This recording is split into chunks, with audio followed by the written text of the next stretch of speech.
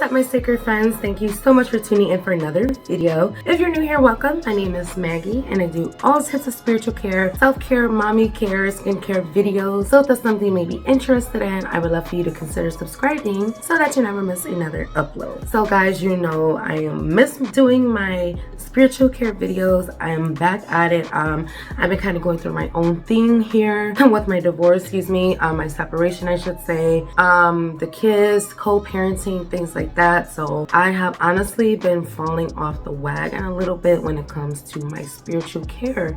You guys know I'm the spiritual care queen, and that just goes to show you like how life will throw you a curveball. Life will try to dim everything. The devil will try to dim everything and stop everything, try to break you and try to control every aspect of your life. It will try to steal your character, to steal your morals, or to steal your values, to steal everything you have worked so hard for, like, and throw it right out the window, and I honestly was like, I was in that state for a long time.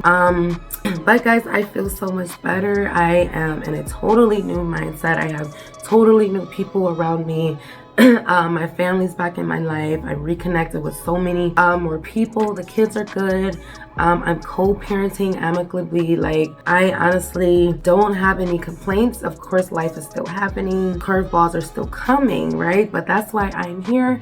That's what my videos are for, to kind of get us back in that mode. I'm by far not perfect. I'm by far not have everything together. But I feel like my videos really help us, including myself, helps me get back on track, helps me remember my worth. It helps me and us, to give us kind of that guidance and to get back centered, So with that being said, I just want to honor and glorify God today. God has been working tremendously in my life and in people's life around me, right? And that's why we have to keep the faith. We have to take care of ourselves. And I wanted to dedicate this video to God, of course, because this video is going to be all about our temple, okay? I have a couple little advice, whatever scriptures that is going to help us glorify our temple, because I have been going through something myself, just skin-wise, my skin. I deal with eczema, plaque eczema at that. So when I get really, really, really stressed out, guys, flare up is real. As you can see, I will break out all right here, my hands, my neck.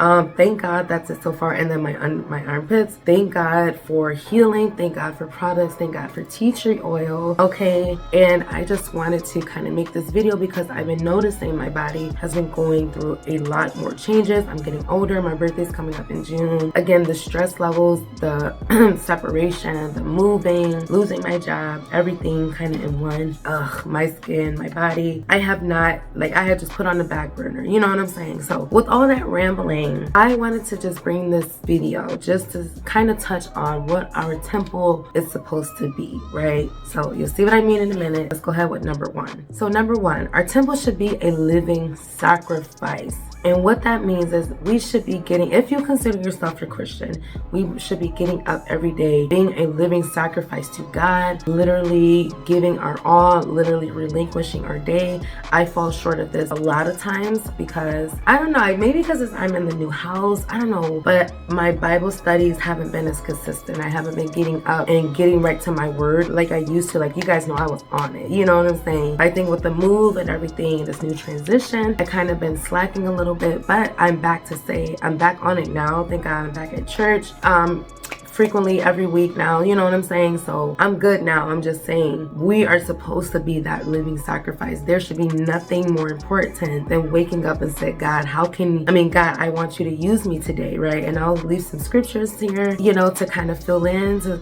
you guys can see where I'm getting from. But this is the Bible. This is the word telling us to be a living sacrifice and to be at God's disposal, I should say, whenever, at any moment and any time. So to me, I thought that was important. Number two, our temple should be glorifying God. And I don't just mean temple physically. I just mean us, giving ourselves to God, fully. So number two is to glorify God. Glorify God in everything that we do. I find myself at the stores, or when I'm just with my children, or just when I'm cooking dinner, just glorifying God. As soon as I wake up in the morning, I turn on the gospel channel for me and the kids to drive to, to school. We're glorifying God. Thanking God is glorifying God. You know what I'm saying? Speaking about Him is glorifying. Singing about Him is glorifying God, And he wants us to do that regularly, right? And I'm the type who would do it all day, every day for any type of whatever, you know. And he loves that. When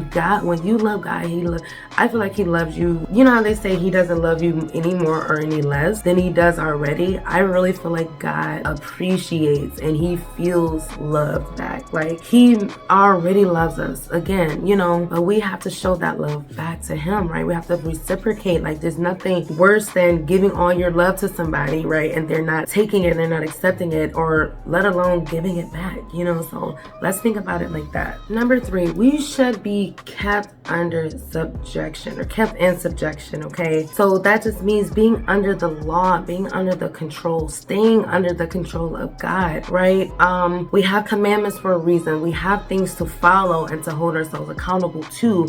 So staying in subjection, staying under the law of God will never steer us off the deep end, right? It'll never fail us. Yes, it might be difficult. I'm pretty sure it won't even be easy, you know, but being kept under the law of God we're already winning, right? We're already have a fixed mindset that we're going to do good, that we're going to follow the commandments, that we're going to help, we're going to give, we're going to forgive, you know, things like that. So being kept under the law, not being easily deterred, not being easily like changing your mind, or not being picky and choosing, oh, I'll believe this, but I'm not, like there's no gray area with that. So being kept fully under his subjection is very important for our temple, right? That's how we get our temple, our body aligned with our minds, right? All right, number 4, the Christian body is to magnify Christ. So magnifying, making him bigger than what he already is, keeping him at the forefront of our lives, right? Our temple should be magnifying him in every little situation, even if we think it's little and minute. Nothing is small to God and God's hand. So when we magnify Christ, when we keep him big, when we keep him at the forefront, or he's the only thing that we can see, you know, then life becomes so much easier. Life doesn't feel so alone. Life doesn't feel so difficult or so cold and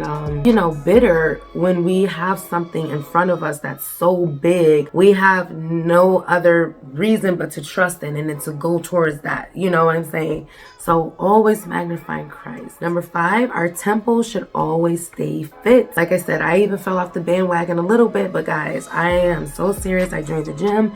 I started doing boxing classes. I've been training with a world-renowned boxer. Literally, he's been giving me all the tips. You know, he said I got a deadly right hook. Like I have been in the gym, like getting myself together. I just came back from Texas not too long ago, and the eating down there is so much lighter. I don't know why, but the menus are lighter, and I felt myself eating lighter. My appetite is shrinking, and I'm starting to like everything, you know. But then I come back here to Michigan, and then everything is supersized, and you know. So of course we should be cooking. Of course, I will say I'm not looking for time to cook a lot more. Yeah, I've been struggling with that, but they're so used to their dad cooking. I'm so used to their dad cooking, but I gotta get it together, right? But yeah, staying fit, keeping fit, taking care of our bodies, staying active. Like we don't have to be a stick figure or anything like that, but staying active, making sure we can run down the block, making sure we can defend ourselves. God forbid something happens, or some creeper or some idiot tries to be tough one day.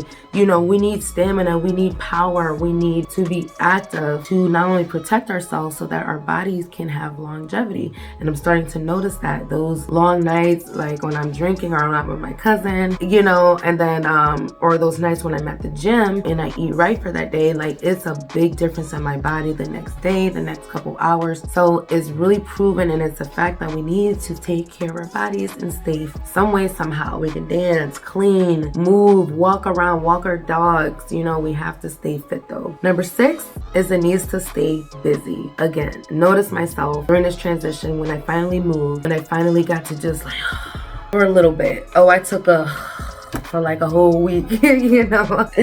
And I wasn't busy, I wasn't productive, I didn't hit the gym, I didn't clean up, I didn't do anything, because I was having a long, you know, I just finished moving, just transitioned, you know, everything kind of. But I noticed that when I'm not busy, oh yeah, the procrastination is real. The Netflix is real. The kids get to go to their fathers now. So yeah. So keeping busy is the only way that I'm getting things done. That things are being finished. That things are getting done. Things are again, that goes into being fit as well. You know, where we're moving around, we're burning cardio, we're moving our bodies, right? So staying busy, that means with work, that means with children, that means getting up out of the house to try to get into something is what I'm trying to start to do now. Now that I have more of the freedom, I just bought a new car, you know, like God has really been blessing me on this end to where I can start to maneuver more on my own. I just got some business cards and I'm working in a shop now, makeup art, you know, like I'm trying to stay busy, doing more things with the kids, trying to stay busy, right? And last but not least, I think this is really another important one, is that our temples should stay clean. And I mean clean physically and clean mentally and spiritually, you know, staying clean physically. Our bodies have to breathe. We have pores, we have sweat glands that needs to be breathed and cleaned, you know, on a daily basis, you know. I feel like cleanliness is next to godliness. I feel like cleanliness is for our homes, is for our bedrooms, is for our cars. You know, I spent about 10 minutes cleaning out my brand new car the other day because the kids that just came in there and I'm like, nope, I'm not gonna let this get out of hand. You know, I just paid for this car, you know, let me go ahead and clean it up and stay on top of this, you know, because I do have 4 children. So yeah, so my truck is just like, so I spent a couple minutes cleaning it out and now I feel better. Now I feel like, you know, I'm not in panic mode because someone's always calling me, you know, so I gotta go pick someone up or do something or make a run and I open my door and stuff isn't falling out of it, you know, so that goes with everything around us as well as our bodies. But then I'm talking a clean spirit as well. God wants us to have a clean spirit. He wants us to have a pure spirit, an unbiased spirit, an unracist spirit, an unjudgmental spirit. He wants us to not, you know, he wants us to not harbor those feelings and have a toxic, I can't say the word, toxic spirit, you know. So keeping it clean, flushing it out with the word, flushing it out with smoothies and green juices is a great way to stay pure, to stay clean, and to stay closer to God. I feel like when we're in a clean state, we're closer to God. When we're in a clean state, we can hear God, we can see God, right? We can feel God. I can feel the sun coming through my window right now because I decided to clean up. You know what I'm trying to say. You know what I'm saying? Like I started to notice those little blessings more when I'm not looking at chaos all the time, even though there's a little chaos, a little bit, but it's not as bad as it was, you know. So yeah, that's all I have for this video. As always, you guys are the best. I love sitting here speaking with you guys, growing with you guys, and growing together. As always, my Sacred Queens essentials are still available, guys. I still have my Etsy shop up and running. I do have a whole bath business, faith-based I should say. It's called Sacred Queens Essentials, and they are inspired by women of the Bible. I have little mini collections, and it's body oils, body scrubs, bath salts, bath soaks, all that good stuff. Okay, so if you guys are interested, please check out my Etsy shop. I just whipped up a new batch of everything, guys. I'm telling you, the scents is perfect, and you're kind of getting that sacred kind of experience when you're relaxing, when you're in your showers or in your baths. You know that you're honoring the queens before us, and that's why I love my collection so much. So with all that being said, I love you guys so much, and I will see you in the next video. Peace.